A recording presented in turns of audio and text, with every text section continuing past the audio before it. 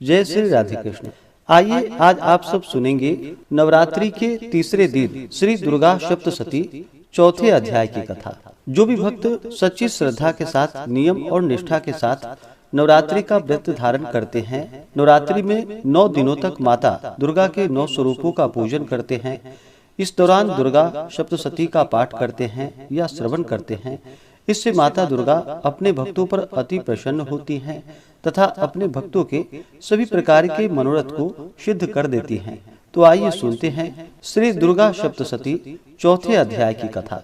तो बोलिए प्रेम से दुर्गा माता की जय, नव दुर्गा देवी की जय। ऋषि बोले, अत्यंत पराक्रमी उस दुरात्मा महिष के एवं उसकी सेना के देवी द्वारा मारे जाने पर इंद्रादिक देवतागण अपनी वाणियों द्वारा देवी जी की स्तुति करने लगे।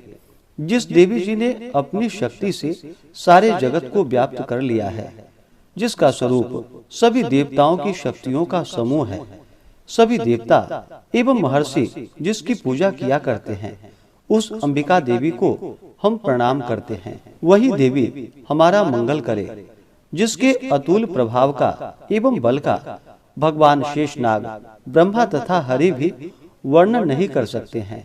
वह चंडिका देवी सारे जगत के पालन के लिए तथा अमंगल के भय के नाश का विचार करे। जो श्री स्वरूपिणी पुण्यात्माओं के घरों में जो लक्ष्मी स्वरूपा है, पापियों के घरों में दरिद्रता, पवित्र बुद्धि वालों के हृदय में बुद्धि, श्रेष्ठ पुरुषों के यहाँ श्रद्धा, कुलीन मनुष्यों में लज्जा स्वरूपिणी है, इस प्रकार की हे देवी हम आपको प्रणाम करते हैं। हे भगवती, आप विश्व का पालन करें।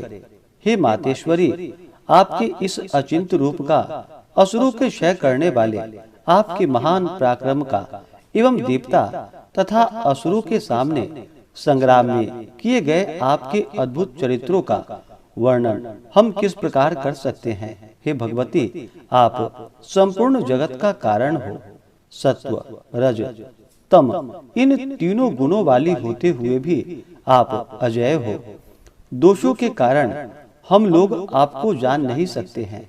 हम तो क्या विष्णु, शिव आदि भी आपका पार नहीं पा सकते। आप सबकी आश्रय हो एवं आप आद्या अव्याकृता परा प्रकृति हो। हे देवी जी, सभी यज्ञों में जिसके उच्चारण करने से सभी देवता तृप्त होते हैं, वह स्वाहा एवं पितरों को तृप्त करने वाली स्वधा आप ही हो। मोक्ष का कारण अचिंत महाव्रत स्वरूप हो। आप संपूर्ण दोषों से रहित, सभी इंद्रियों को वश में करने वाले, तत्व को ही सार जानने वाले मोक्षार्थी मुनिजन जिसका अभ्यास करते हैं, वह भगवती परा विद्या आप हो। शब्द स्वरूपा हो, परम पवित्र ऋग्वेद, यजुर्वेद एवं मनोहर उद्गीत के पदों के पाठ से युक्त सामवेद का आप आधार हो। वेद त्रयी देवी हो। शह ऐश्वर्यों से समस्त आप भगवती हो। सभी शास्त्रों के सार का ज्ञान कराने वाली हे देवी आप मेधा हो। दुर्गम संसार रूप सागर से पार उतारने वाली नौका, कैटभ के शत्रु विष्णु के वक्षा स्थल में निवास करने वाली आप लक्ष्मी स्वरूपा हो। एवं चंद्रमा को मस्तक पर धारण करने वाले भगवान शंकर के सम्मानित आप ही गौरी हो।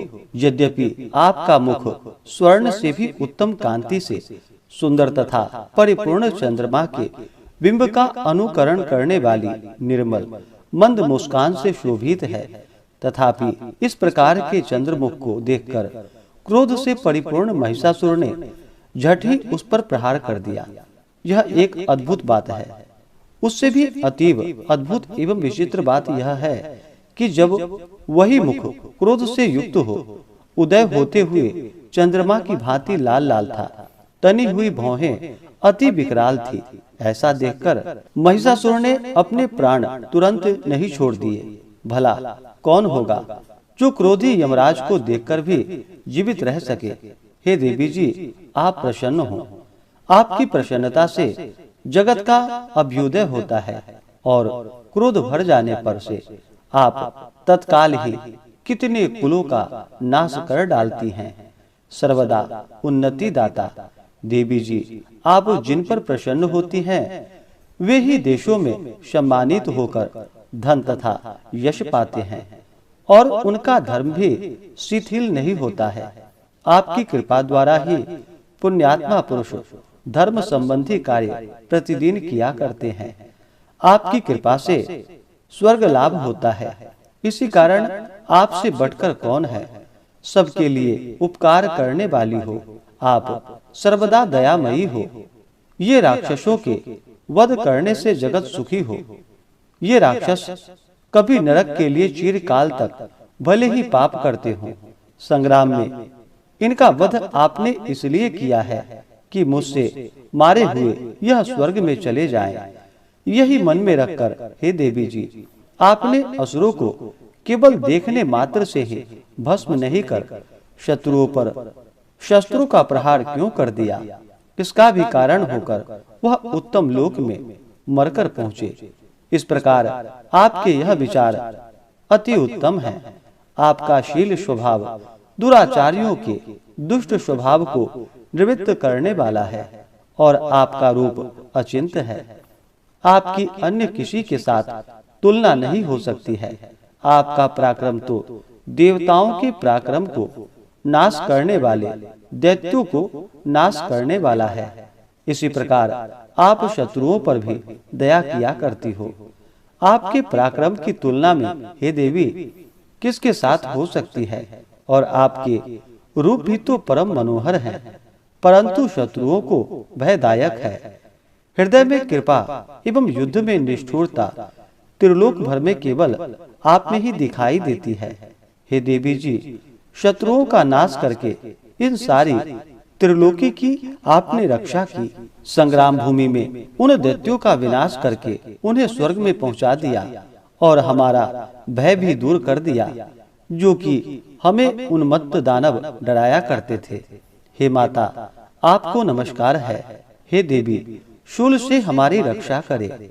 हे अंबिके, खड्ग द्वारा हमारी रक्षा करे एवं घंटा के शब्द तथा धनुष की टंकार से भी हमारी रक्षा करे। हे चंडिके, पूर्व पश्चिम दक्षिण दिशा से भी हमारी रक्षा करे। अपना त्रिशूल घुमा घुमा कर उत्तर में हमारी रक्षा कीजिए। ऋषि बोले। इस प्रकार देवी की देवताओं ने स्तुति की और नंदन वन में उत्पन्न हुए फूलों तथा गंध चंदन आदि से जगत की माता की पूजा की। सभी देवताओं ने भक्ति पूर्वक दिव्य धूपों द्वारा देवी की अर्चना की। तब देवी प्रसन्न मुख होकर उन देवताओं से बोली कि हे सभी देवताओं, अपनी अभिलाषा के अनुसार आप सब हमसे वर मांगे। देवता बोले, हे भगवती, आपने तो हमारी सभी कामनाएं पूर्ण कर दी, कुछ भी बाकी नहीं है। हमारे इस महिषासुर शत्रु का आपने वध कर दिया। फिर भी यदि प्रसन्नता पूर्वक हमें वर देना ही चाहती हैं, तो हे माता, यह वर दीजिए। जब जब भी हम आपका स्मरण करें, तब तब हमारी बड़ी बड़ी आपत्तियों को दूर करे। हे प्रसन्न वरदे मातेश्वरी, जो भी मनुष्य इन स्तुतियों द्वारा आपकी स्तुति करे, उसे वित्त रिद्धि विभव दीजिए। हे अंबिके, हम पर सदा प्रसन्न रहिए। ऋषि बोले, हे राजन, जब देवताओं ने अपने तथा जगत के कारण के लिए इस प्रकार वर मांगा, तब उन्हें तथास्तु कहकर भद्रकाली अंतर्ध्यान हो गई। हे राजन, पूर्व काल में तीनों लोगों का हित चाहने वाली देवी का देवताओं के शरीर से जैसे प्राकट्य हुआ, वह सारी कथा मैंने कह सुनाई। इस प्रकार से श्री दुर्गा सप्तशती में चौथे अध्याय की कथा पूर्ण हुई। तो बोलिए प्रेम से माता दुर्गा की जय, नव दुर्गा देवी की जय, सर्व देवी देवता की जय। तो आशा करता हूँ कि यह जानकारी आपको अच्छा लगा हो।